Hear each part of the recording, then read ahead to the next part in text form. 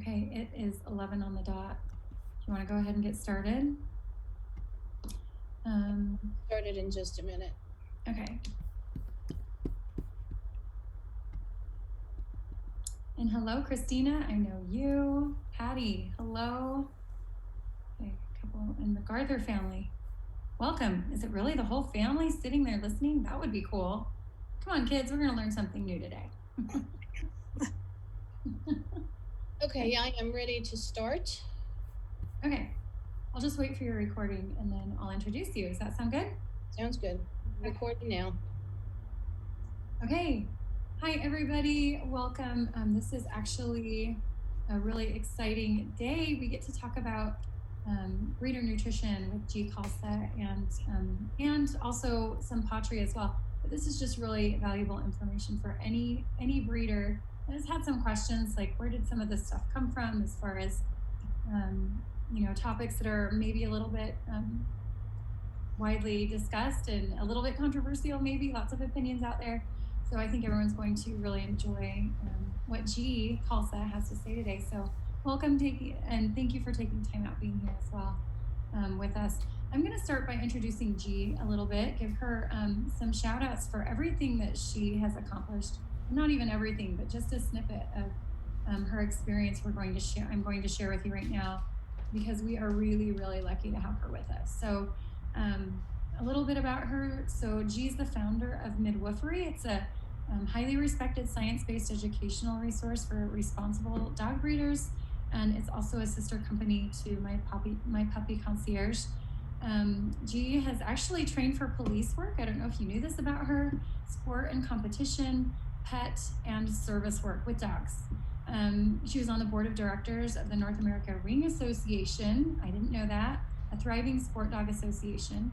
She's also a professional member of the Association of Professional Dog Trainers, a member of the International Association of Canine Professionals, and an accredited member of the International Association of Animal Behavior Consultants. She has a master's degree in microbiology and biochemistry from Arizona State University, including independent studies in the link between canine genetics and behavior. She also has a graduate certificate in regulatory affairs from San Diego State University. She's worked as a graduate student in an embryology and fetal development laboratory. She's also completed additional graduate work in molecular genetics and immunology, and has spent 20 years managing large bioresearch projects. So while most scientists do specialize, G's unquenchable curiosity and drive to build systems has led her to program management, where she was able to learn and engage deeply with both science and business aspects of a wide array of scientific disciplines. But this is a little bit more on the scientific side of things. So her scientific project management included animal welfare, immunology, vaccinology, toxicology, pharmacology, national biodefense, pandemic response, drug development and manufacturing, cancer therapies, and more. So you guys, I should have made sure I could pronounce all these well and quickly before I started. But this is a little bit more about what I love about G. So G's first love is teaching and helping others see the joy and wonder of life through understanding its biological foundations. She taught college-level biology, microbiology, and biotechnology courses for many years. She was an integral part of establishing new programs and curricula for several colleges and universities, including therapeutics manufacturing programs for Texas A&M University.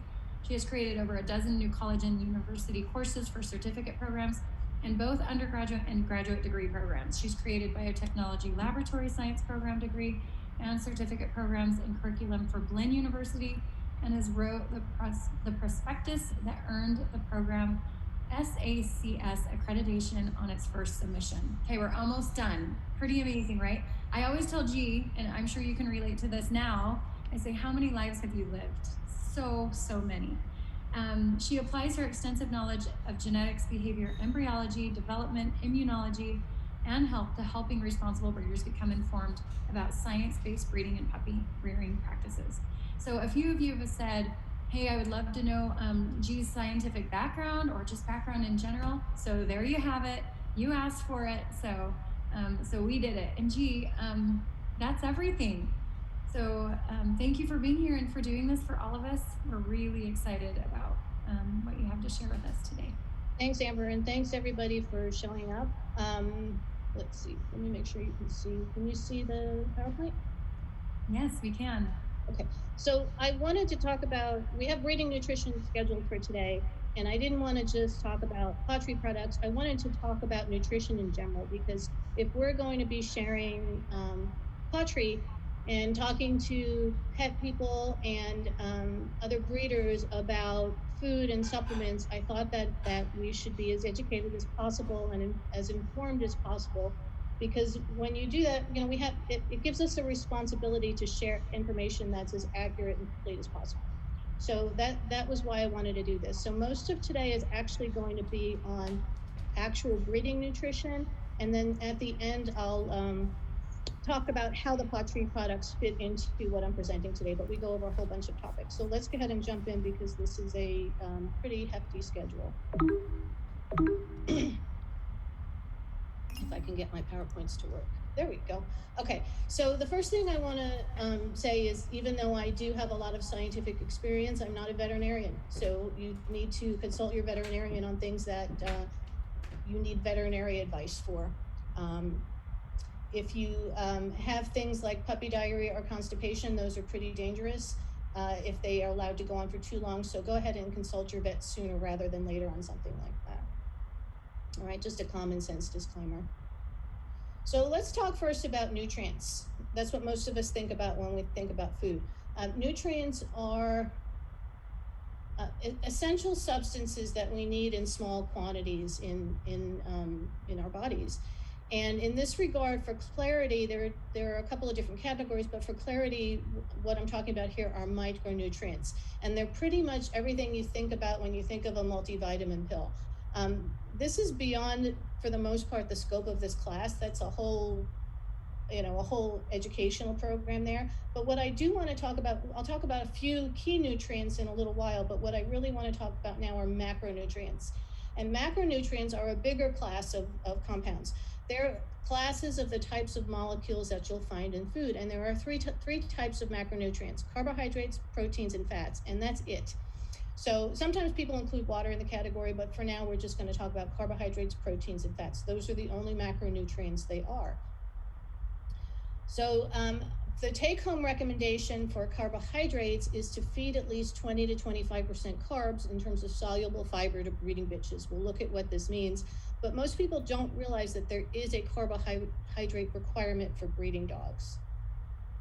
So carbs are one of the macronutrients, and they're any kind of sugar molecule, not just the sweet kind, but also starches and fibers. It doesn't have to be sweet to be a carb or to be a sugar. They're a quick source of energy, and they're the preferential type of fuel used in our bodies, in dogs' bodies. So they're a quick source of energy, and breeding dogs really need that quick source of energy. Pregnancy and nursing have very, very high energy requirements. More than 50% of the energy for puppy development, for fetal development, is supplied by glucose. So while non-breeding dogs their bodies can make enough glucose from protein through a process called gluconeogenesis, breeding dogs actually need to eat carbs to ensure they have an adequate supply, because their bodies really, it's very hard for them to make enough carbs to sustain a pregnancy and to sustain lactation during nursing without ingesting carbs. And if no carbs are given, you actually need to double their protein so that their bodies can create the carbs from protein. It's a pretty significant difference. If you have dogs that are pregnant and nursing, or they don't eat carbs between litters, they are more likely to skip cycles and have poor lactation. So you want carbs for healthy cycles, for healthy pregnancies, and for healthy lactation. So I looked at a couple of studies on this, and they've shown that more puppies survive whelping when the bitch has adequate carbs. One study, they gave the pregnant bitches 44% carbs, and in the other arm of the study, they gave 0. The dogs that were fed the carbs had 96% of their puppies survive birth. With the dogs that weren't fed carbs, only 63% of their puppies survived. and by survived birth. And by the third day, only 35% of the puppies that were fed no carbs were alive. So, that's a pretty significant number. There isn't a lot of detail in this study to give me information about soluble and insoluble fiber. Those are two different kinds of fiber, so I don't know what the soluble fiber content of this study actually was. They've also shown that insufficient carbs in the pregnant dog's diet is associated with hypoglycemia. Okay, not enough sugar because it's hard for her to make her own. So that's carbs. Let's see. And then protein and fats are the next two macronutrients. And the standard recommendations for pregnant and nursing dogs for protein and fat is at least 29% protein and at least 17% fat. A lot of breeders will feed puppy food, what's just known on the front of the bag as puppy food. They assume that that meets the reproductive requirements, but that's not always the case. So I kind of singled out Purina here. I didn't necessarily mean to, but those were the first ones I grabbed. For example, Purina Pro Plan Focus grain-free puppy chicken and egg has 28% protein and 18% fat. So it's a little low on protein. The same thing with the Smart Blend Healthy Puppy Formula. And then Purina Puppy Chow has, if you look at this, it has 27.5% protein and 12% fat. That's very low in fat. So that may work for some puppies, but we don't want to be feeding that to our pregnant and lactating dogs. That's not enough fat for them. So you want to, when you're looking at dog foods, you don't want to just read the marketing on the front. You want to read the back of the bag where all of the important information is. Some of us will doctor up our bitches' food. Sometimes we have girls that just are not holding their weight, so you might want to add a little extra fat, and that's fine. And what you need to remember is that it's all a balance. So when you add fat, you're going to change the ratio of carbs and protein. So you don't want to add too much fat, and you want to also be careful that too much fat can cause gas, it can cause diarrhea, and in dogs that are prone to it, it can cause or inflame existing pancreatitis. So you want to be really careful adding fat. If your breed or your dog is prone to pancreatitis or has it in their lines, I wouldn't add any fat or add it very cautiously, or talk to your vet before you do it. If I do add fat, I try to add some kind of duck fat or lard or beef fat, but there are all kinds of healthy fats out there. So as an example, if I were going to add fat to a 50-pound nursing dog, I wouldn't add any more than a tablespoon, assuming that she's okay to have added fat. I'll also often add extra protein in the form of fresh meat. So, as we all know, there are times, especially either during pregnancy when they have morning sickness or right after whelping, where we got to get them to eat anything. They've just got to eat. If you give them a bowl of kibble, most of them or a lot of them are going to turn their nose up right after whelping, but they might eat some fresh meat. So I'll give some fresh meat and try to get some calories and some protein into them. I just want them to eat. Please note that there are some added risks to feeding raw, so be responsible and do your own research if you do feed raw. Now, pure meat isn't all protein. It also contains fat and a trace amount of carbs. Eggs have even more carbs than meat. And you don't need to calculate everything if you want to feed her some raw meat with a little bit of fat for a couple of days after she whelps. But overall, you want to be aware of what you're adding and try to maintain a balance. And raw feeding's a different story, but we try to keep them on the kibble as much as possible because it is balanced, but we will add meat and some fat to help either with calories or to help with palatability, to just get them to eat at those times when it's really hard. So how do you determine what are the macronutrient levels in your dog food? You look on the back of the bag where it says guaranteed analysis, and it tells you right there what the protein and the fat are. So I think this is the chicken and sweet potato. It has 32% protein, 18% fat, which is exactly what we want. Crude fiber. Now crude fiber is not digestible, so it's not counted when we're looking at carbs. So what you want to do to figure out the amount of carbs in a bag of dog food, since that's actually not on here, is you want to add up your numbers here, your big numbers, your protein, your fat, your fiber, your moisture, and you can add down to the calcium if you want, but just add up these numbers and then subtract from 100, and that will give you your carbs. Whatever's left is your soluble carbs. Pretty much, it's an estimate. So here's an example. Add up all of these items here, and everything below phosphorus is in such low amounts that you don't need to worry about that. So when I add up all the percentages on this bag of dog food, we have that accounts for 68.3% of what's in the food. And when I subtract that from 100, that means that I have a soluble fiber content of about 31.7%. So you want this to be over 20%, preferably over 25. So this food works for me in terms of carb content. All of the pawTree food has, every single bag of food has adequate carb content for breeding dogs. You do want to look at the protein and fat though. Those may not be as adequate for breeding dogs, but we'll go over that later. Another thing I want to talk about next is the caloric requirement for breeding dogs. This is something that we as breeders do not always pay enough attention to, but it's very, very important. It's just as important as any of the nutrients that you're giving them. So a calorie is just a unit of energy, and we already talked a little bit about how caring puppies and nursing requires just massive amounts of energy. So you need to find out how much energy your dog really needs during pregnancy and lactation. And to do that, you start by getting a basic metabolic figure called a resting energy requirement. So if your dog is absolutely doing nothing, this is the rate that she needs to maintain her basic functions. So like humans, dogs have different rates of metabolism. I'm going to give you a calculator so that you can find out the basic recommendation for calories of the hypothetical average dog, but you're going to need to adjust according to your individual dog. So for breeds that tend to be underweight, you're probably going to need to feed more calories that are on there. And for breeds that tend to be overweight, you're going to want to feed probably less, but this is at least a starting point so that you can look at the calorie requirement for your dogs. So the first thing you want to do is use the calculator that we're going to give you a link to find your dog's caloric requirement. And then all you need to do is monitor your dog's body condition score and adjust the calories as needed. So this is an example of the caloric requirements. So an active desexed adult normal dog will need 1.6 times their basic metabolic, the RER requirement.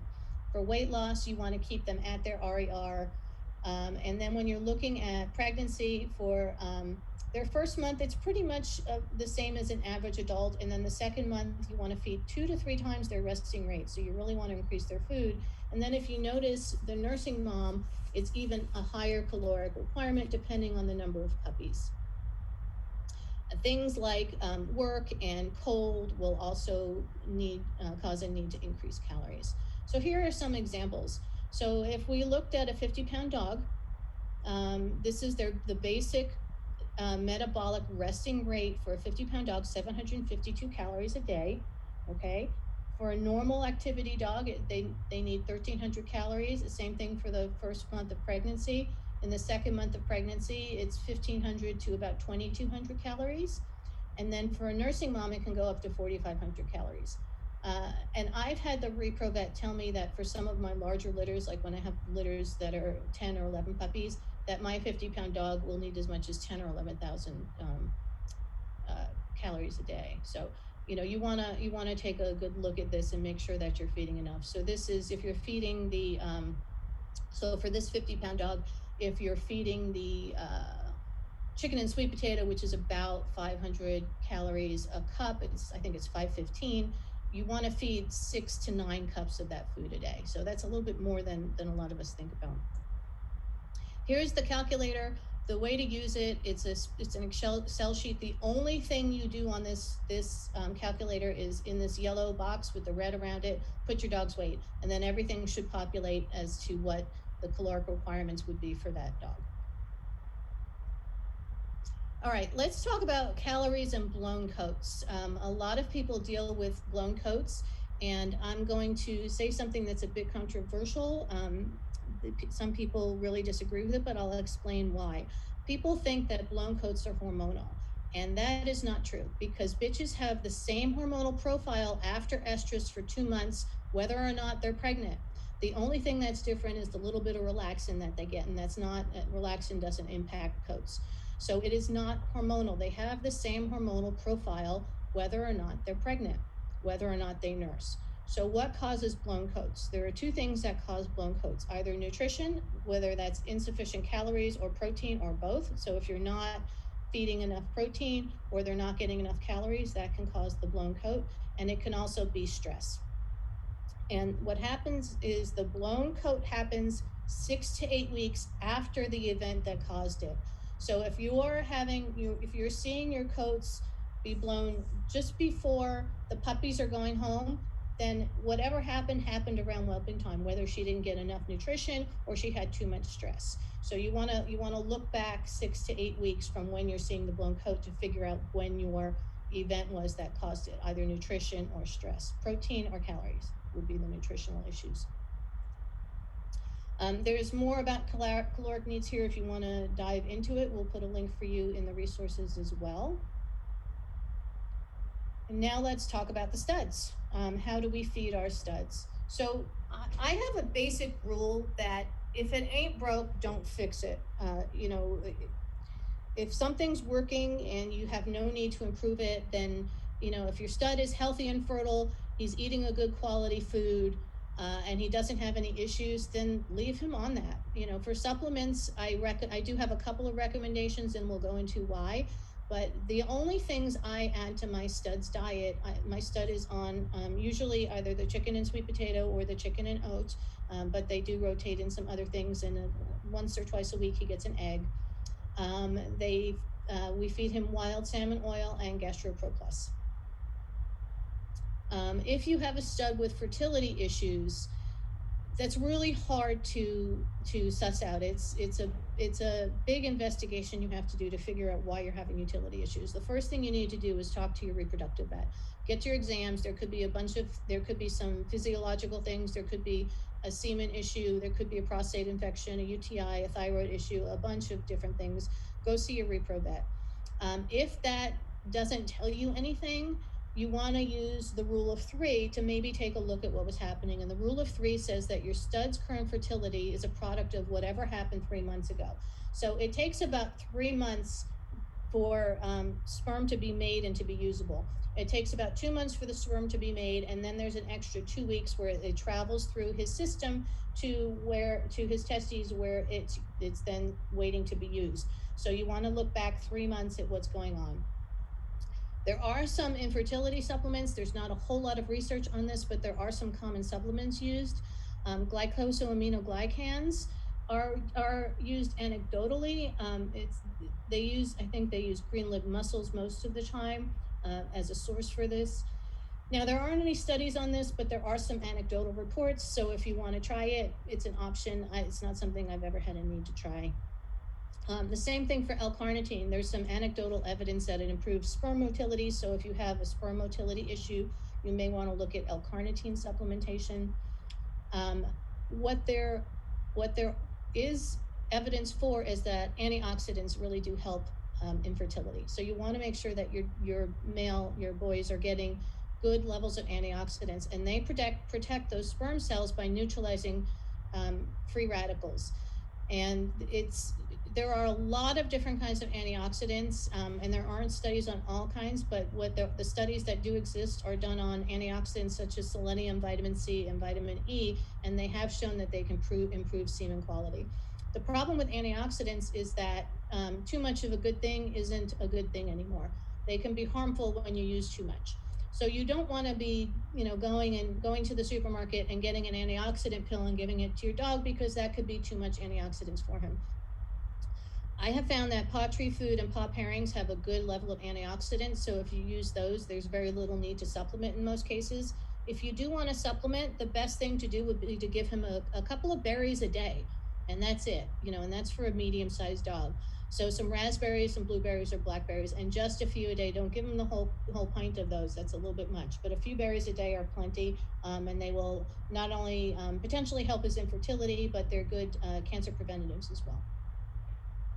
Also, essential fatty acids. This is a big one. If I had to pick one thing to supplement with for a stud, it would be the EFAs. And that's basically the wild Alaskan salmon oil.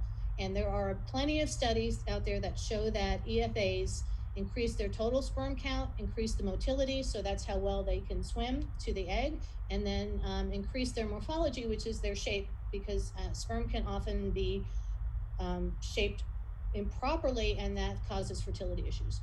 And what's probably going on with these fatty acids is that the whole sperm is encased in a membrane that's made of fats.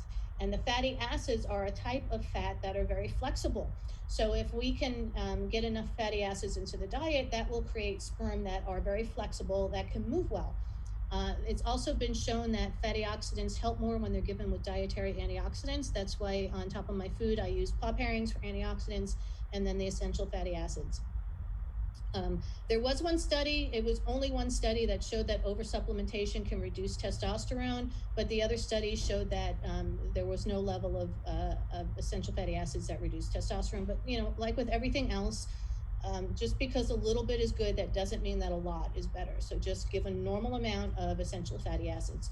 Again, you want to start supplementing at least 90 days before breeding, ideally 120 days. And you want so with fatty acids are contain wild Alaskan salmon oil contains a high level of omega-3 fatty acids. That's the kind of fatty acid that is anti-inflammatory. And that's also where you're going to find your DHA, which is a specific type of fatty acid.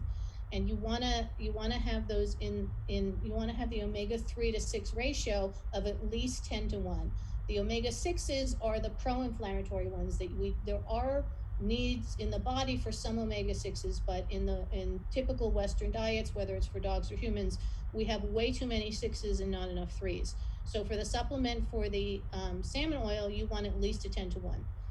And the effects of supplementation last a while. They'll last a good month or two. pawTree Wild Alaskan Salmon Oil, I have not seen a better formulation on the market. They have a 13 to 1 ratio, and that just far exceeds just about anything else out there. Okay. Also for infertility, there's zinc and folic acid that are needed for healthy sperm production. If you feed a quality dog food like pawTree, you should be getting plenty. Again, too much can be harmful. If you do feel the need to supplement these two nutrients, you should consult a reproductive vet first. And not just like a pet vet, an actual board certified reproductive vet. And then the last thing about studs is you want to look at his weight. Studs in active service can burn a lot of calories, just like the breeding girls can. There are also studs who can get overweight, and overweight can contribute to fertility problems as well. So you want to monitor his weight. You want to use his body condition score, monitor his weight, and adjust his calories as needed. So let's talk about feeding your dam during pregnancy. So the first month of your dam's pregnant, unless she is underweight, continue her on normal food. Or if she's overweight, you're going to want to reduce her food a little bit. So monitor her body condition score, typically keep her on her normal diet as long as her weight is fine, and be aware of possible morning sickness. Some girls are subject to some pretty bad morning sickness. If you do know that you have a particular girl that is subject to morning sickness, you might want to actually increase her food a little bit, assuming she's not overweight or prone to overweight, before about 2 weeks in, when you'd start to see the morning sickness, just to give her a little bit of buffer. But just be aware of that. First month, first 4 or 5 weeks, normal food. If you have a breed that's prone to cleft palates or other midline defects, or if you have a breed that's brachycephalic, which are the pushed-in noses, you want to supplement with folic acid. If you don't have a breed or a line prone to those, with the pawTree food, it has adequate folic acid. Typically, grain-free formulas have higher folate contents naturally because legumes have higher levels of folates. So I know a lot of people out there don't like grain-free foods, but I prefer them for pregnant dogs because they do have a better folate content. And it's the natural form of folate, not just the supplemented kind. So folate is the naturally occurring form of vitamin B9, and folic acid is the synthetic form. And I'll use them interchangeably, but just so you know, that's what that is. Folate, the natural form, is found in high quantities in things like dark leafy greens, grass-fed beef, and liver. I know some breeders supplement with liver, and that's because it's high in folate, but you need to understand that liver also has a high vitamin A content, and you can actually cause vitamin A toxicity if you feed more than 10% of your dog's calorie is liver. So be careful with liver if you supplement with liver. It's a good supplement, but just know how much you're giving. Now, again, if she's has a history of midline defects or a susceptible breed to cleft palate or other midline defects, you want to use folate. Most breeds will need about 4 micrograms a day until day 40 of pregnancy if you do want to supplement. But again, if you have a predisposed breed, you want to feed up to 5 milligrams. I'm sorry, that should be 5 grams, not 5 milligrams. Nope, that is 5 milligrams. 5 milligrams a day. So I typically don't increase a bitch's food until we have a pregnancy confirmation, which is about week 4 or 5, which is pretty close to the right time. And one of the reasons I don't increase food is until I have a pregnancy confirmation is first I want to know if she's pregnant, because if she's not pregnant, almost doubling her food is not going to be good for her.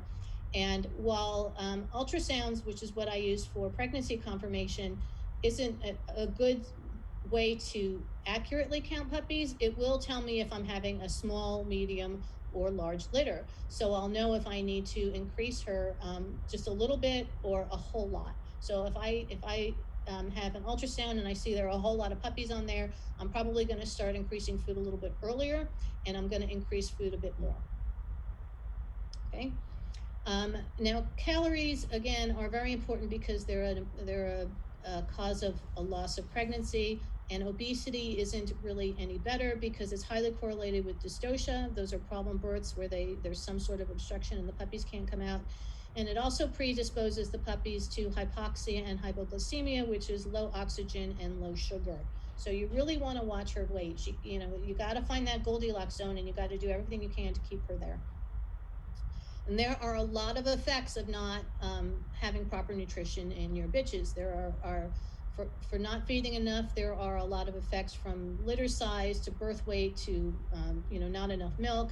And obesity also has its problems. That's more associated with fertility issues.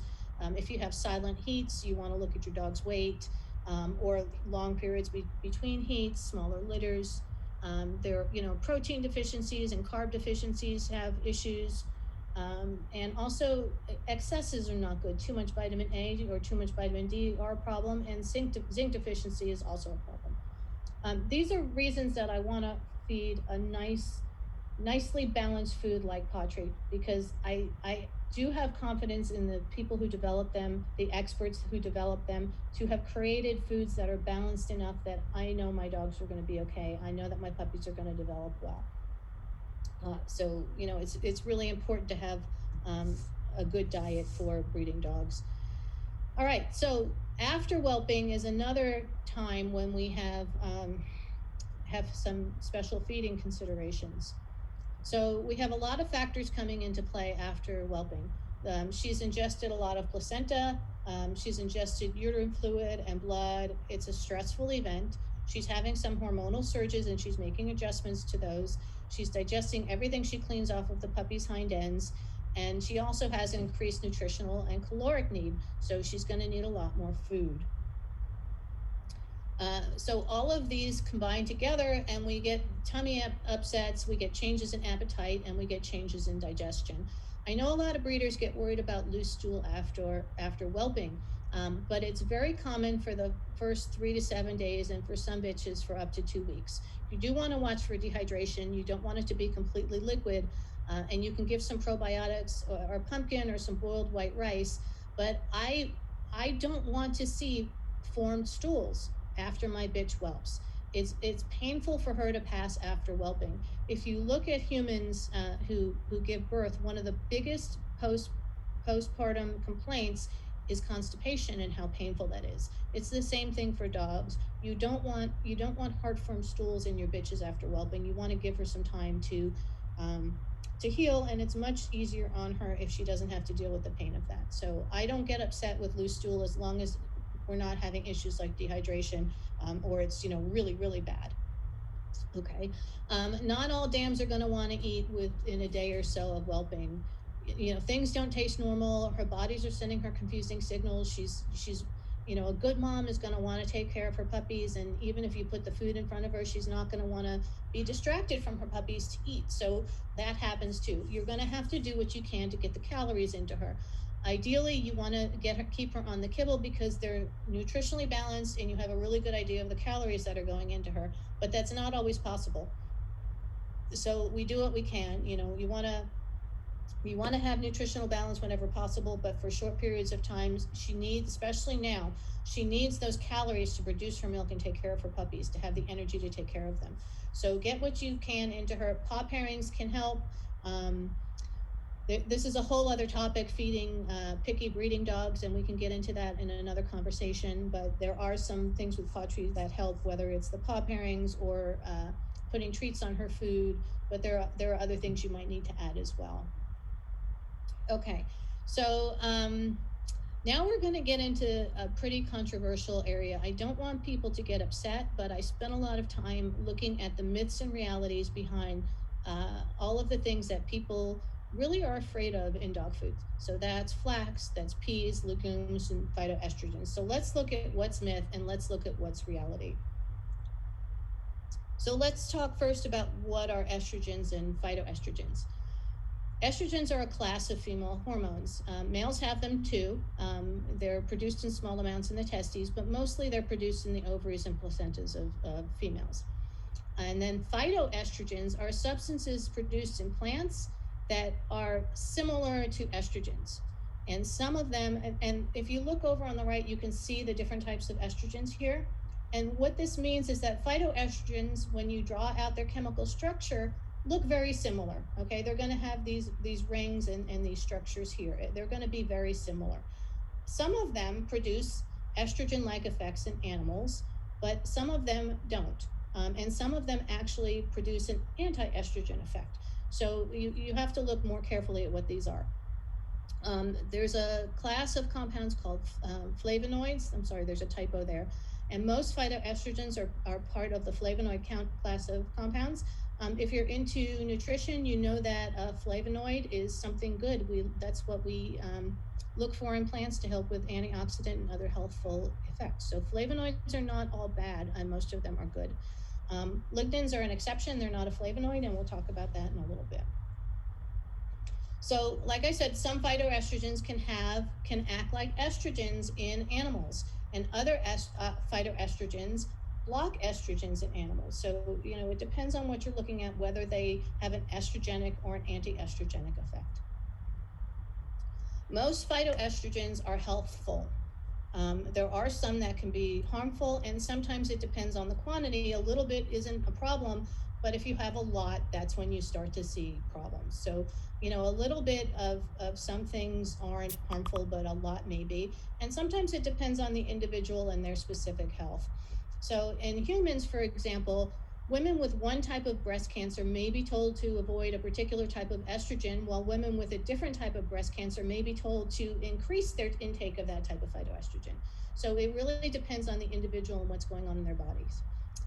Another example of this is that soy has been shown to be protective against lifelong breast cancer risk in humans when it's eaten at a younger age, but it's more of a risk if it's eaten at an older age. So you've got to look more carefully into these things, and just saying, painting things with a broad brush is when we get into trouble. So in males with phytoestrogen, there is no clear link between phytoestrogens and fertility in human males. And I just want to stop here and say there are not a lot of studies in dogs. So what we're looking at here, what we have to work with are studies in humans, studies in rats, studies in dairy cows, and sometimes other animals, but those are the most frequently studied animals.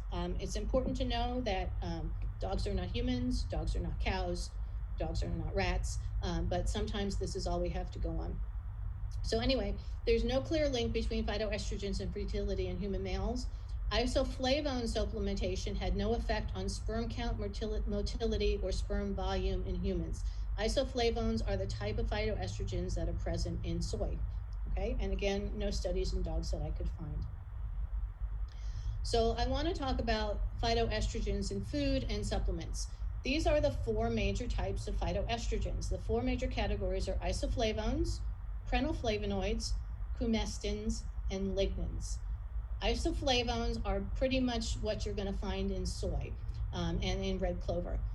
There are several types of isoflavones found in soy and red clover: genistein, daidzein, glycine, formonentin, and biochanin A. The only one that's problematic for health and reproduction is genistein. That's estrogenic. It has an effect in the body like estrogen. Okay, the daidzein has no impact, and neither do any of the others. No impact on fertility. Prenoflavonoids are found in hops and beer. I'm assuming nobody's giving beer to their dogs, so we're not going to talk about that. Coumestans is another class, okay? There are coumestans that are really healthful, and some of them can have a very strong estrogenic effect. In fact, coumestrol has a greater estrogenic effect and can impact reproductive health even more than isoflavones can. And the coumestrols are found in red clover and soy. There are other type of coumestans, ropensol and trifoliol, and they are not estrogenic, and those are the types of coumestans found in peas and legumes. So this may be where some people got confused. They heard that coumestans can have an estrogenic effect and can be a reproductive problem, and thought that, okay, peas have coumestans, but peas have a different type of coumestan than the coumestrol. So I think that was confusing to some people. It took me a while to suss through this, so I can totally understand how this can be confusing. For lignans, lignans are not estrogenic, period. Lignans are the type of phytoestrogens that are found in things like flax seeds, whole grains, fruits, vegetables, sesame seeds, and legumes. And I know that when I think about those foods, I also think about antioxidants, and that's not a bad class of food to me. That's a healthy class of food. The two main types of lignans are called, and there are very few scientific words I can't pronounce, and I can't pronounce this one. We're going to call it seco. And the other one is metaresinol. So seco and metaresinol are very healthy lignans. They're associated with positive health benefits, and they're found in flax seeds, grains, fruits, etc. So lignans in general are associated. When they did a study in humans, they gave people some lignans in flaxseed, and then they gave another group of people, both the males and females, a diet without the lignans. The ones who had the lignans in their diet actually got pregnant faster. So shorter time to pregnancy. It's associated with a shorter time to pregnancy. It is pro-pregnancy flaxseed. All right. Seco is protective for blood pressure, cardiac health, bone health, and more in humans and a lot of animals it's been studied in. In one study, this is just one study, very high quantities of flax can lower the birth rate in rats, and that had to be 10% of the diet. That's a lot of flaxseed. I don't know how they actually got the rats to eat it, but that's a lot of flaxseed. And then also in high quantities in the diet, and this is with the seco, not just flaxseed. High quantities of the diet can produce some problems, but 5% is a lot of flax. There are no normal diets for either humans or rats or dogs that have this much flax in them that it's a problem. Okay, so flaxseed, nobody consumes, or unless somebody's got a really weird diet, but no dogs consume enough flaxseed for there to be anything coming close to this range. So let's look a little bit at some of this comparatively speaking.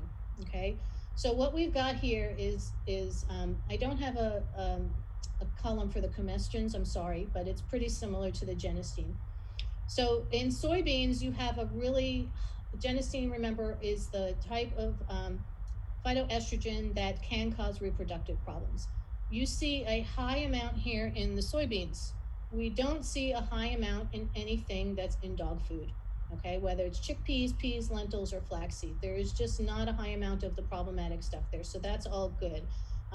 The daidzein and the seco and the metaresinol, that this is the flaxseed stuff, and this is actually from soy, are also not in any quantities in anything else to be problematic. In fact, if you look at flaxseed, it's got seca and metaresinol, which are good antioxidants and very helpful in high quantities. This is something that's good. We want this in our diet. This has healthful effects on animals. So flaxseed has the good type of phytoestrogen. Peas, chickpeas, and lentils are pretty phytoestrogen neutral, and soybeans are the ones that are the problem. So you can't paint all foods with one common phytoestrogen brush. I know people say, oh, phytoestrogens, phytoestrogens, phytoestrogens, but that doesn't mean anything. It's not enough information in that word to tell you whether it's helpful or non-helpful or reproductive risk. So a summary, if you take anything home about phytoestrogens, soy is high in isoflavonoids, particularly genistein, and high levels of genistein have been shown to impact fertility in animals and humans. No soy. Stay away from the soy. Chickpeas have a negligible amount of genistein and daidzein. Peas have no phytoestrogens with any level of consequence, and flaxseed, again, have no genistein and daidzein, but they are very high in the positively associated lignans, seco and metaresinol, that are associated with healthful effects like low blood pressure and cardiac health and things like that. So if you take anything home from this section, this is it. A little bit more on flax. They did a number of studies in dairy cows, and they showed that flax had no effect on reproduction. And they did a comparison with flaxseed and sunflower seeds, and they showed that there were a lot fewer pregnancy losses in cows fed flax than sunflower seeds. Other than soy, most legumes, including peas, have a negligible to no amount of estrogenic phytoestrogens. I'll say that again. Other than soy, most legumes, including peas, have negligible to no amounts of estrogenic phytoestrogens, which are the problem ones. Peas have no isoflavone level of any significance. Those are the problematic phytoestrogens. Peas do have a small amount of comestins. Comestins have good antioxidant activity. They can provide protection against reproductive cancers. However, peas do not have comestrols, which are the type of comestins that are estrogenic. So the question comes, why do breeders avoid peas? If these are the facts about peas, why do we avoid peas? There's a long history behind the slandering of the pea. So I'm going to just try to touch on the high points or the low points, as the case may be. In the 1930s, there was a scientist named Dr. Nag who was looking for a good oral contraceptive. He extracted some oil from peas and he injected them into mice, and he saw reduced pregnancy. And he hypothesized, he didn't test this, but he hypothesized that there was a compound in peas called metaxylohydroxyquinone, abbreviated as MX, in the peas that caused this effect. So there were some more studies on that over the years. And then in the late 40s in India, they created and tested an MX pill to see if it would be a good contraceptive. That project was abandoned because it was not a good contraceptive. It had a very low rate of efficacy. They continued to look at MX. They administered it to female breeding rats. There was one study that showed that 1 milligram increased the loss of pregnancy in rats. 1 milligram of MX is a huge dose, and lower doses had no effect. There is no way that any dog or human or any other animal can possibly eat enough peas to get that level of MX. So as long as you're not feeding your dog MX or actual pea oil, it's a non-issue. There's a nothing here. Okay, and they continued the MX studies into the 1960s. They had mixed results, and there was really no home run for MX as a contraceptive, and that was because it took so much to see such a small effect. And they did one study where they gave concentrated MX in high amounts to rats with no change in fertility. And remember, the one study where it was the 1 milligram, they injected it. So they didn't even put it in the diet where it would be degraded by the digestive system. It took an injection of a massive amount of MX to see any effect. So when the rats ingested it, they administered concentrated MX to rats for 30 days, and there was no change in fertility. And what I want to get through here is that MX is an extract of an extract. They didn't feed peas. They didn't feed protein. They didn't even feed pea oil in any of these studies. What they did was they took peas and they extracted the oil from peas. Now, the amount of oil in peas is less than 1%. I think it's closer to about 0.6. Okay, so that's closer to 0.5%, but let's call it 1%. 1% of peas. And then from that, they extracted from that oil a tiny amount of MX. There's not a whole lot of MX there. So like I said, I don't think it's possible for anybody to inject even a fraction of the amount of MX that causes a reproductive effect. But what happened was there was a myth born out of this. There were some mommy bloggers that found the earlier studies and were worried that peas cause infertility in humans. They just looked at some of the earlier studies that it was studied as a contraceptive, and they didn't look at whether or not it worked. At some point, somebody thought, well, if it causes a problem for humans, which it doesn't, but that myth was already out there, that it would probably cause a problem for dogs as well, and that spread in our community. What these myths lost touch with was the fact that MX was extracted from pea oil. It wasn't from eating peas. It wasn't from eating pea protein. It was from a highly, highly concentrated extract from pea oil. And then also pea protein somehow down the road became a demon in all of this. So this is just, myths taking on epic proportions so far from the facts. And again, I can't stress enough how you can't ingest enough peas to cause an effect on fertility. There's a saying in toxicology and pharmacology that the poison is in the dose. So we talked about this with antioxidants. Antioxidants in a certain dose are very helpful, but if you get too much, it actually can cause problems. And it's the same thing with the MX. In peas, there's not an MX for there to be any poison at all. But if you concentrate and extract something enough, and I would suggest that there are so many things in pretty much any food that if you concentrate and extract enough and give it high doses, it's going to cause problems. But that's not what food is. Food isn't highly, highly concentrated compounds. So the poison is in the dose. I want to open this to questions, to answers questions. Can clean drinking water be poisonous? Does anybody have an answer? Can clean drinking water be poisonous? Amber, would you unmute everybody for me? I don't know if I have the ability to unmute people. Oh, okay. Unmute yourself if you have an answer to this. Yes, it can. Yeah, yes. Okay. Overdose on water. That's right. There's something called water poisoning or hyponatremia, and it causes an imbalance because there's just too much water taken in. So even water, which, when you think about like clean, pure mountain water, and you see all those commercials with the bubbling streams and the waterfalls, that's one of the biggest images of healthful purity we have in our society, but that can also be poisonous. That can poison us too. And it's the same thing with the pea protein. Very few of us ingest enough water for it to be poisonous. And it's the same thing with peas, and it's even harder with peas to get enough MX for there to be any kind of unhealthful effect. So here's an example about water. Drinking too much water causes a sodium imbalance. And here you see a proper balance representation of sodium in water. And here you see just too much, just an imbalance of sodium in water, and that can actually cause death. So the poison is in the dose. So here's my tortured pun, just the flax peas. These are the basic facts out of what we just talked about. Avoid soy. I tell people to not paint things with a broad brush, but if I have to use a broad brush, avoid soy. In small amounts, it's probably not a problem, but I don't even go near soy for reproductive dogs, okay? Flax is positively impactful for overall health. Flax in normal amounts does not affect fertility, and peas have absolutely no negative impact on fertility. So those are the take-homes from this whole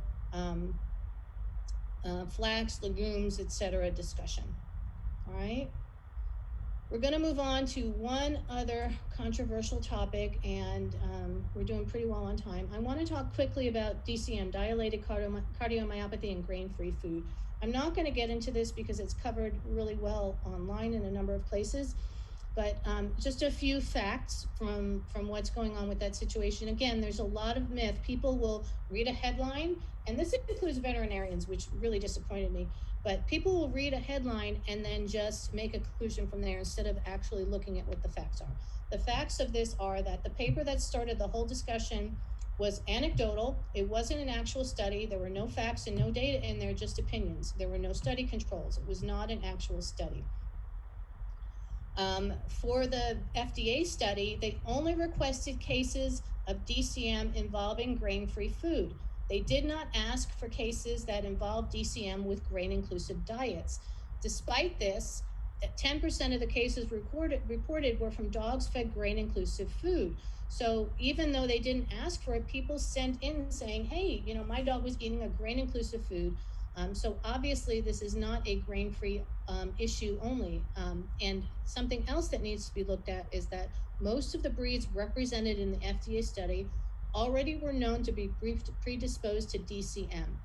So, if you have a dog that's of a breed predisposed to DCM, I would talk to a vet about ways to mitigate that and ways to help that. But I don't think that vilifying grain-free food across the board is of any use to anybody. Only half the dogs in that FD study actually were confirmed to have DCM. And when FDA analyzed the foods implicated in DCM, they concluded that none of them had nutritional abnormalities that could cause anything, and that the results for both the grain-free food and the grain-inclusive foods were similar in terms of nutrition. The FDA did note that there were underlying conditions in a lot of dogs in the study already. And again, they did not conclude that grain-free food causes DCM. The FDA did not conclude that grain-free food causes DCM. We do need to look into this. We do need to take seriously the fact that some dogs are getting DCM. There are some vets reporting higher incidences of DCM, but grain-free food has been around for 20 years. So if this is just happening recently, it would have started 20 years ago, number one. And number two, it does these dogs who are suffering from DCM a huge disservice to be chasing down something that is a non-issue. We really need to be finding the actual cause of DCM and actual treatments and ways of handling it, rather than vilifying a type of food that has been shown to not be relevant to this issue. So that's my little spiel on DCM. And I want to end our talk with talking about pawTree products for breeders. So what are the pawTree products that are good for us as breeders to help get proper nutrition and caloric intake into our dogs? So we have good food, we have good supplements, and toys. So let's talk about some of those. For breeding dogs, I like to feed the real chicken and sweet potato or the chicken and oatmeal because they hit the sweet spot, both in terms of protein, fat, and calories. They're both at or above 17% fat, but not too much over, so you're not dealing with any pancreatic issues in dogs that are susceptible, which is perfect. And then the protein levels are great, 28% to 32%. And they have a high caloric content. I also feed these foods. These are the two foods I'll feed to my puppies. We talked about that in another conversation. And then for large breed puppies, I'll feed the real turkey and sweet potato because that is designed specifically for large breed dogs, including puppies. In the library in the back office, they have sales sheets. And I wanted to point this out. If you just go into the library and type in sales sheet, these will come up.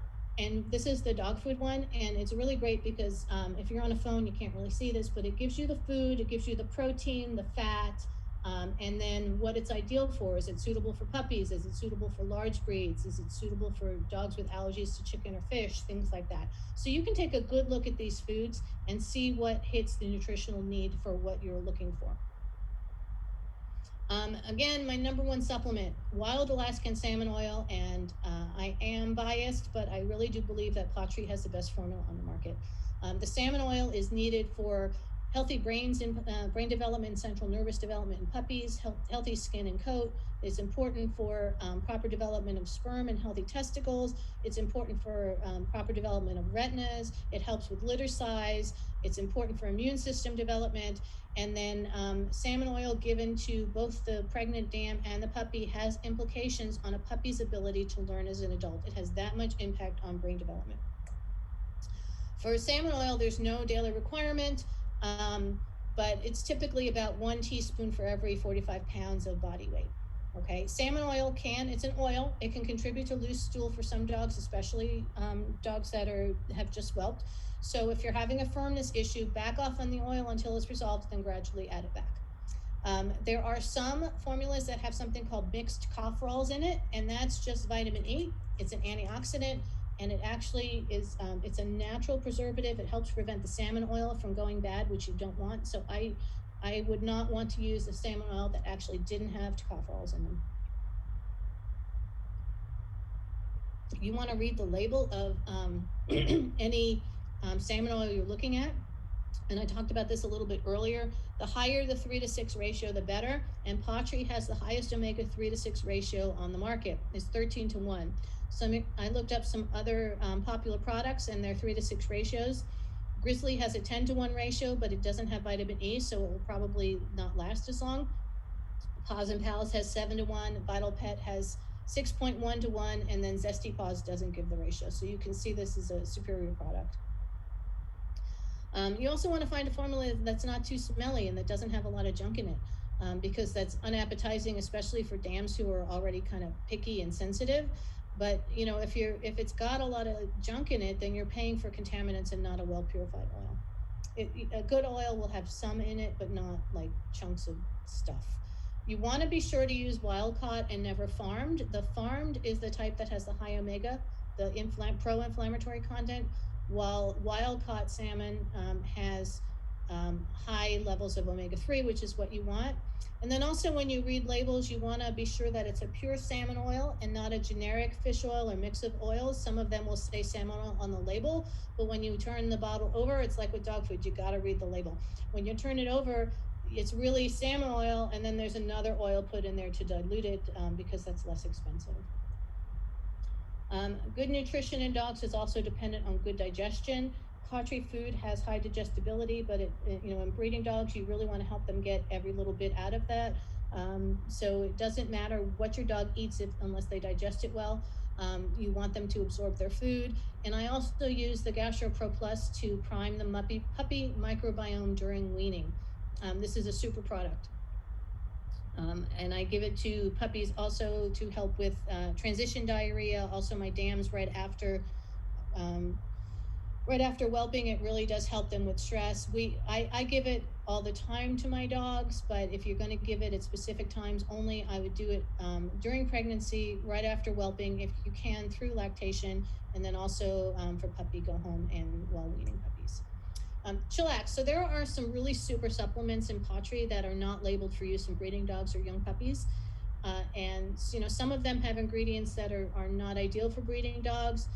And you can ask your vet about them. But basically, it's not that it's necessarily bad, but they just haven't tested these products in breeding dogs or young puppies.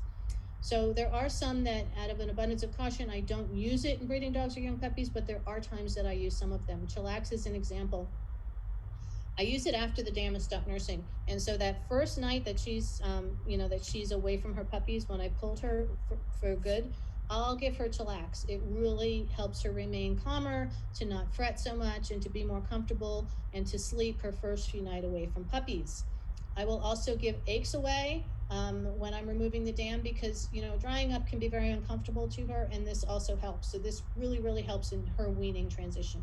We focus a lot on puppies during weaning transition, and I think this is one way to really be considerate of our dams who have done all of this hard work for us. Paw pairings. This is a brilliant product. When I found out that this was Brooke's idea, it just clued me into what an amazing product development person we have.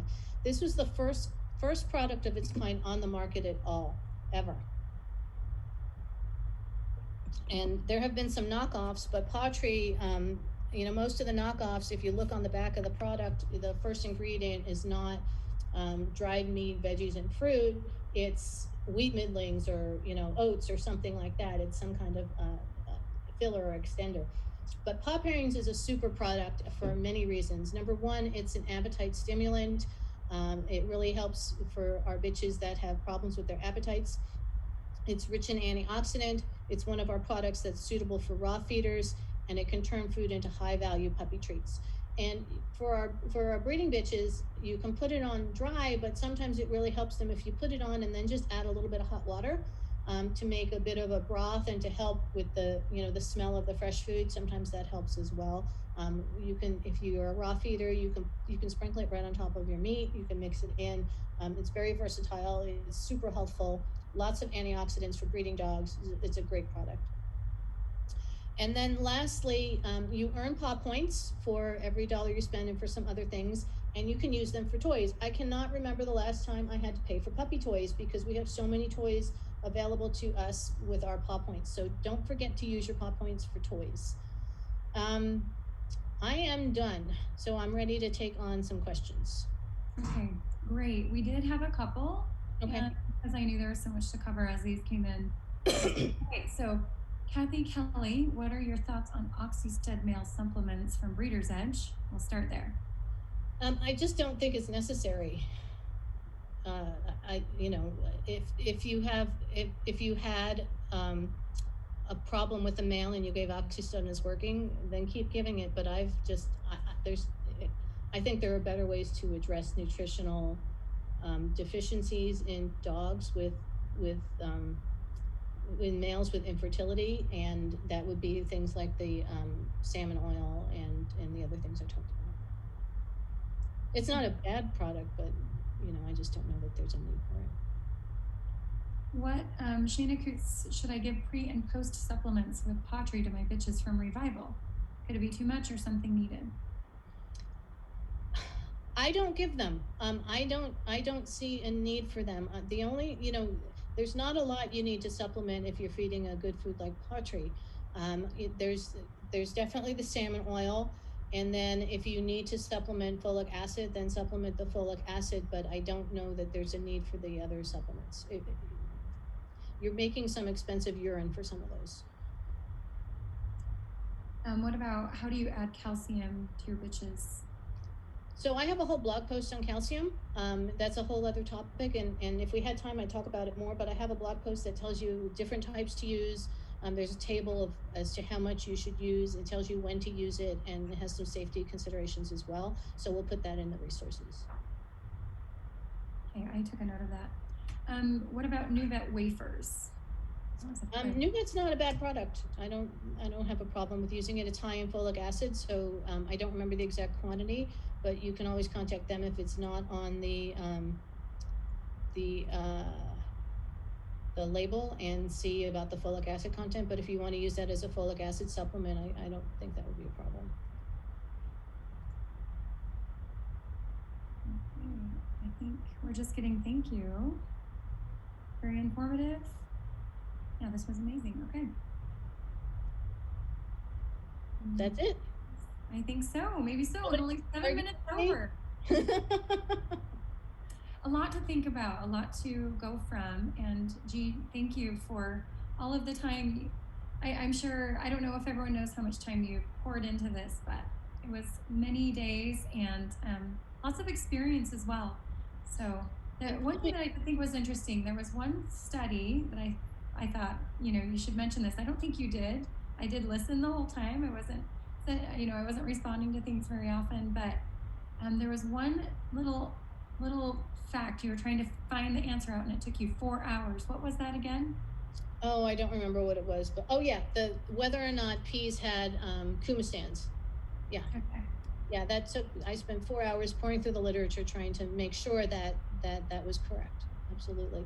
And then also the whole peas and flax and legumes and phytoestrogens things, I'm going to write that up into a blog post so that I know a lot of you get questions about that issue, so that you can share that and refer to that when you want to refresh your memories, so that it's easier and it comes from somebody who at least has some experience looking through the literature, and I'm not just pulling things out and making stuff up. And it'll have all the references I used so that you can check my references too. Okay, Christy does have a question about protein amounts. She says, yes, we have a high percent of protein, but we feed less volume. Well, the protein is highly digestible, so it's proportional to the low volume. Does that make sense, Christy? I see. It's more efficient. Yes, that makes sense. Thank you. That was a good question. Great question.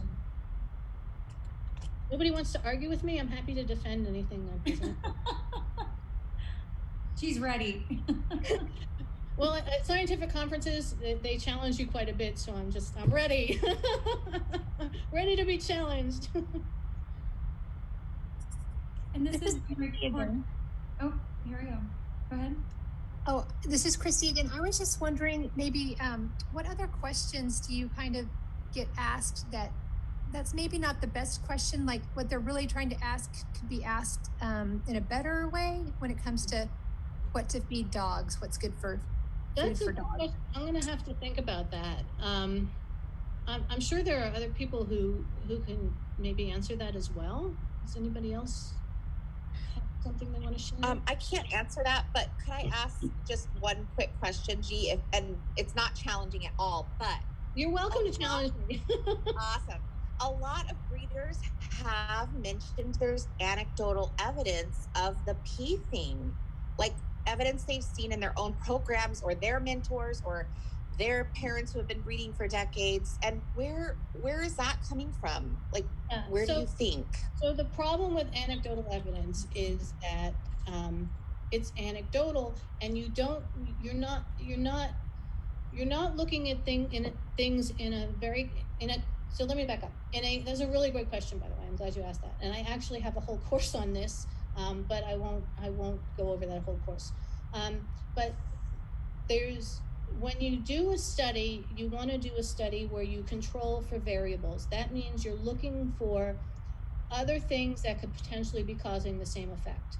So with anecdotal evidence, what you're doing is you're saying that correlation is causation. So correlating things doesn't mean that it causes something. So saying that, for example, I fed dog food X and my bitches didn't get pregnant, and then I switched to dog food Y and my bitches got pregnant. Well, was it the dog food? Was it something else going on? Did you move? There are so many other things you can be, and unless you do an actual variable controlled study, you don't know what's causing that. Let me see if I can find this. Hold on, let me see really quickly. There was somebody that did such a super job with the whole causation and correlation thing. And what they did was they showed that causation doesn't imply correlation by showing things. They superimposed. Here we go. This is a good one. Let me grab this and pull it up. This is worth waiting for. Give me 1 second.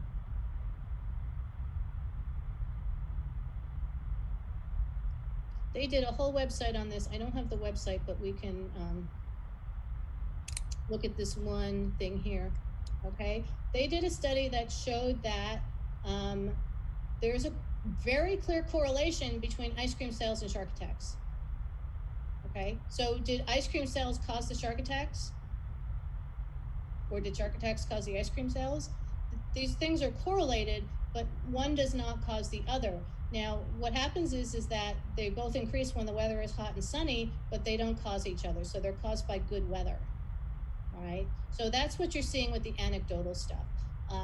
And I don't know how to address that for people who are totally stuck in thinking that anecdote is causation, other than trying to help them understand that that's not the case.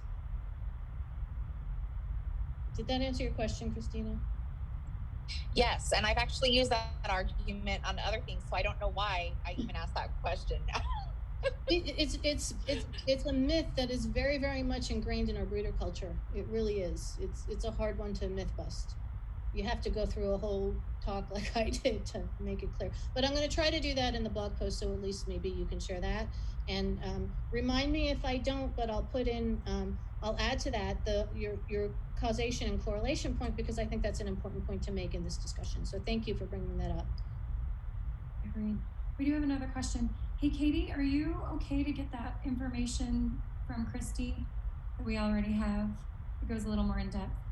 She was asking about meal. Yeah, thanks. Okay, awesome. And then there's another question. So is it Margie? Is that how you pronounce your name? Margie, I don't want to. Okay, Christy. Yes, it's Margie. Okay. So Margie, are you new? You must be new. I am new, and I'm en route across the country. So my husband's driving. Have a safe trip. Yeah. So I'm in a truck, and I'm wanting to know more about your company and how I can benefit improving the nutritional value for the pets that we love. Okay, wonderful. You were in the right spot. This will be recorded if anybody wants to go back and rewatch to try to, even understand even better, or, some points that maybe you didn't pick up on might be helpful. But as far as whether these are sold in vet offices or not, there are places that have displays and they do sell. It's not stocked, but yes, the answer to your question is yes. Any other questions? Well, we have G. We just need to make it easily accessible to as many people. Are you saying the pawTree products? Yeah, the better products for our dogs. Because I have a dog that her pancreas is shut down twice, and she needs very good nutrition to be healthy. So.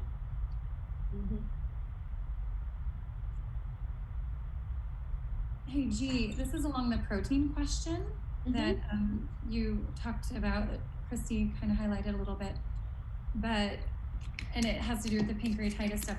My understanding, so tell me if this is correct, but I was told that higher quality protein is easier on the system, hence the pancreas as well, because it gives off less of some sort of byproduct, is what I was told.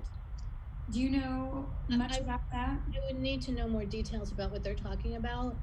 You know, that requires definition of what high quality protein means and what type of byproduct it was giving off, so I can look into that. I don't have an answer for that just now, but if you can give me more details, I'm happy to look into it. Okay, yeah, that would be great.